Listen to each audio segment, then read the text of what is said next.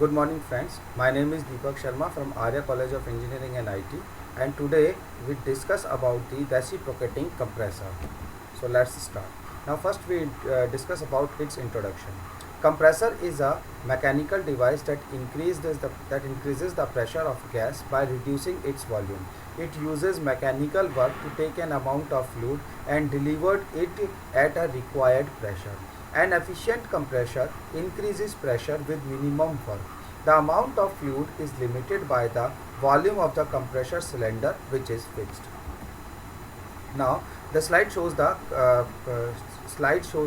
classification of compressor, in which compressor can be classified into two types. One is positive displacement and second is dynamic. Now positive displacement is again classified into two parts, reciprocating compressor and rotary compressor. And reciprocating compressor, which is our area of interest, it is again classified into two parts, that is single acting and double acting compressor. Now reciprocating compressor. Reciprocating compressor is also known as piston compressor because it uses piston driven by a crankshaft and operates in a cyclic manner. They can be direct or belt drive by electric motor, or internal combustion engines can be either stationary or portable and can be single or multi-stage. Reciprocating compressors are typically used where high compression ratios are required per stage without high flow rates and process fluid is relatively dry.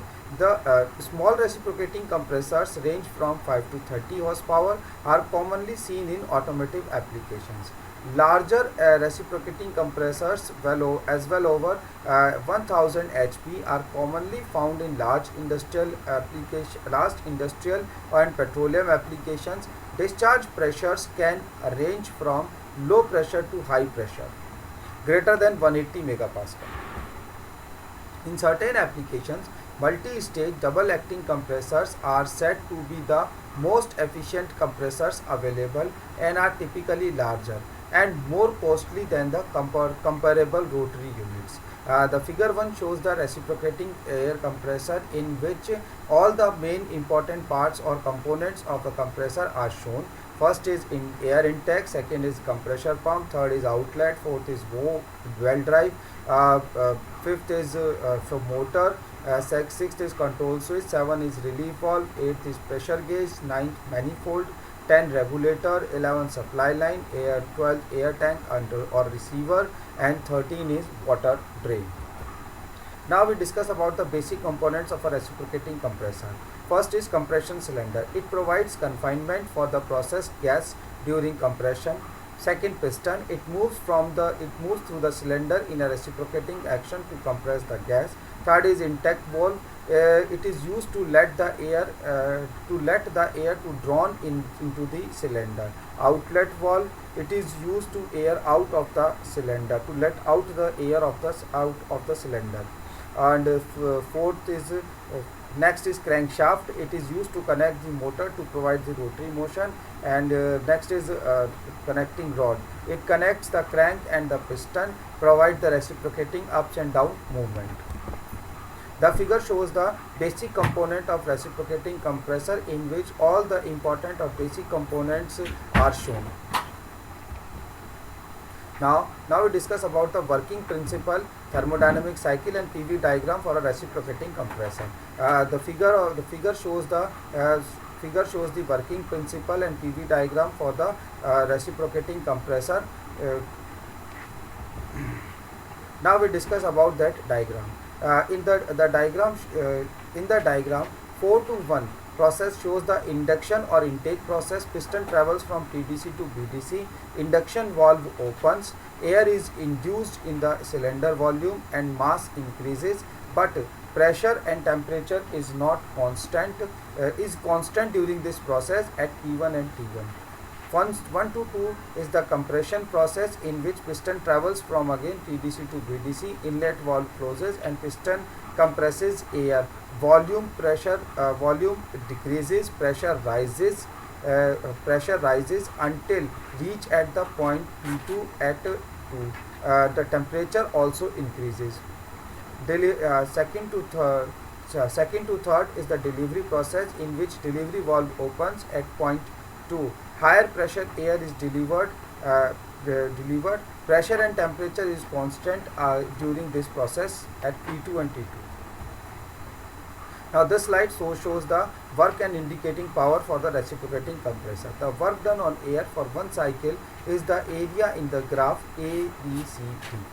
Work done per cycle, which is equals to the area ABCD, which is equals to area ABEF and area BEOE minus area ADOF. Now put the values of all these areas, and by the mathematical process we get the value of work done per cycle, that is n/n minus 1 P2 VB minus P1 VA, where VB and VA are the volume at A and B. Now we know that from gas equation P1 VB is equals to MRT. So P1 VA is equals to MRT1 and P2 VB is equals to MRT2. Now replace these values in the above equation and get the work input cycle which is shown below. W input divided W input per cycle is equals to n by n1 mr T2 minus T1. Similarly, if we want to calculate the indicated power, the formula shown in this slide, which is indicated power is equals to n/n minus 1 m dot r T2 minus T1, where m is dot is equals to n into m, where n is the RPM of the reciprocating machine compressor. Now condition for minimum work. We know that the work is done is equal to the area under the graph. Smaller area means less work and better the compressor. For reciprocating compressors, the pressure ratio is fixed, so the height of PV diagram is fixed. The volume of the cylinder is also fixed, so the line 4(1) is fixed. Therefore, the area representing work depends on the index for n. When n is equals to 1, then PV is equals to constant, which is isothermal process. When n is equals to gamma, then PV की power gamma is equals to constant, then it is an isentropic process. Or when n is equals to n, then PV की power n is equals to constant, that is polytropic process. So the process can be polytropic, isothermal and isentropic. PV is equals to constant, that is isothermal. PV की power gamma is equals to constant, that is isentropic, and PV की power n is equals to constant, that is polytropic process. And all these processes are shown in the graph PV diagram for isothermal, isentropic and polytropic process.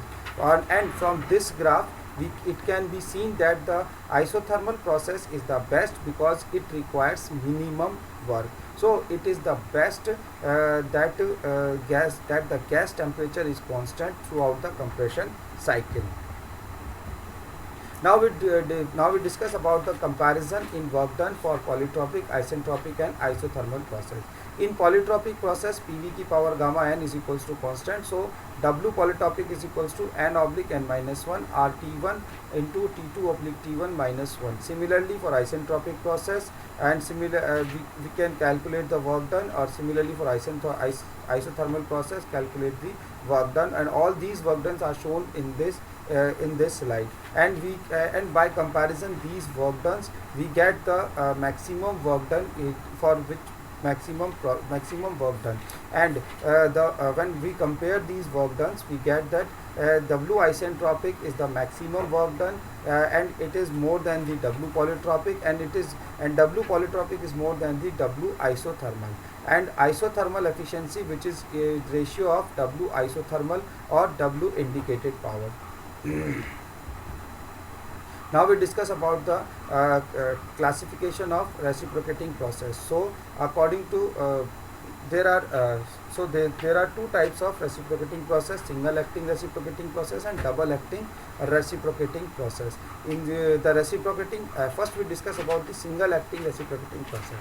The reciprocating air compressor is considered as single acting when the compressing is accomplished using only one side of the piston.